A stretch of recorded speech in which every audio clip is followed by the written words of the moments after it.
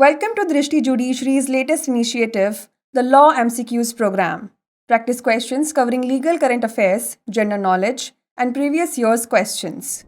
Let's begin today's session. The first question is, as per subsection 2 of section 397 of the CRPC 1973, the powers of revision conferred by subsection 1 shall not be exercised in relation to any interlocutory order passed in any appeal, trial, inquiry और all of the above. दंड प्रक्रिया संहिता 1973 की धारा 397 की उपधारा 2 के अनुसार उपधारा 1 द्वारा प्रदत्त पुनरीक्षण की शक्तियों का प्रयोग किसी भी मामले में पारित अंतरिम आदेश के संबंध में नहीं किया जाएगा।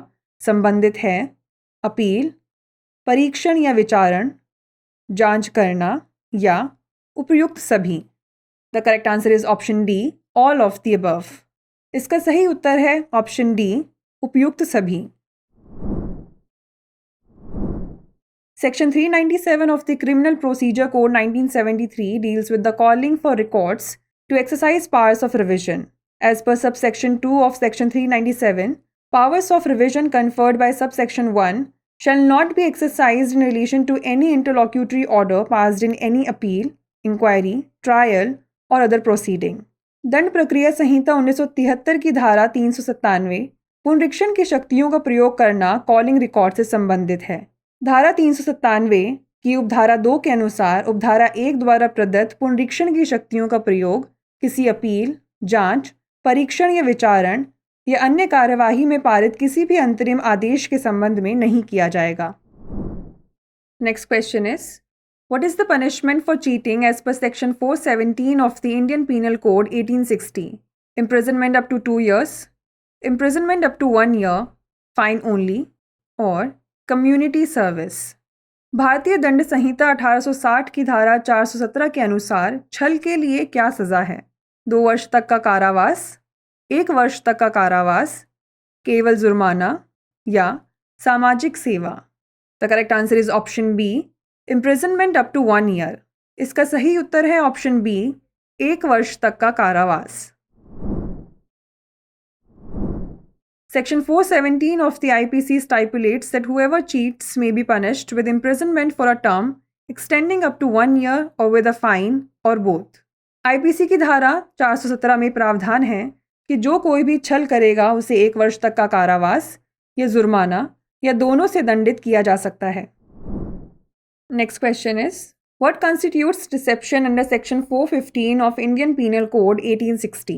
Honest communication of facts, concealment of facts with honest intention, dishonest concealment of facts, or misunderstanding of facts? भारतीय दंड संहिता 1860 की धारा 415 के तहत प्रवंचना क्या है?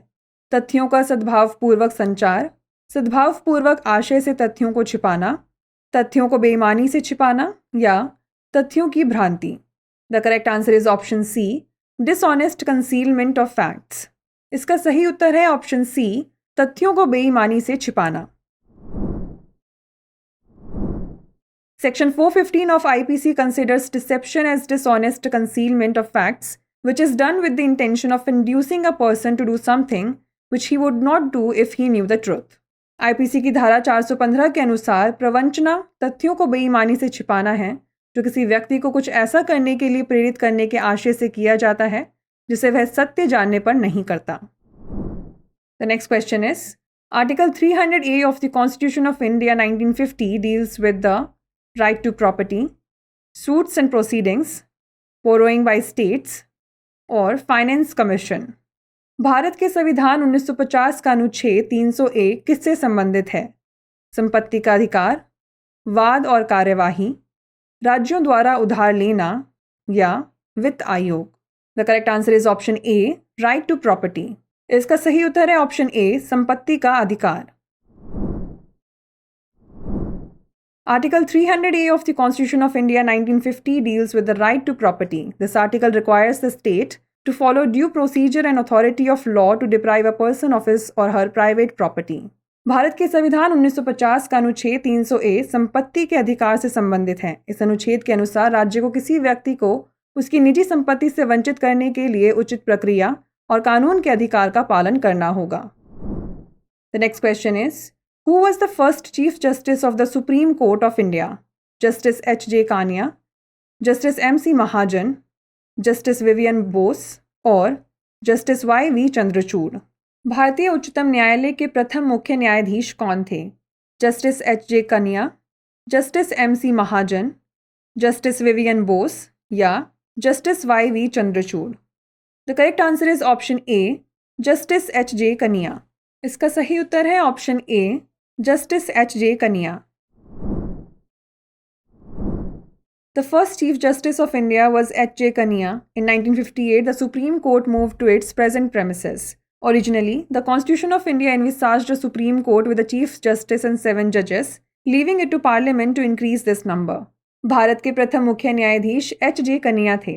वर्ष 1958 में उच्चतम न्यायालय अपने वर्तमान परिसर में स्थानांतरित हो गया.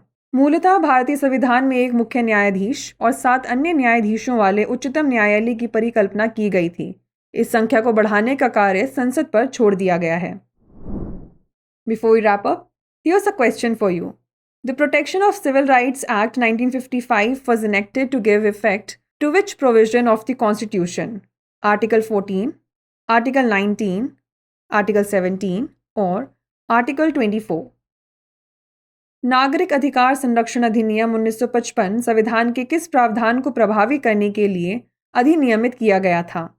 अनुच्छेद 14, अनुच्छेद 19, अनुच्छेद 17 या अनुच्छेद 24?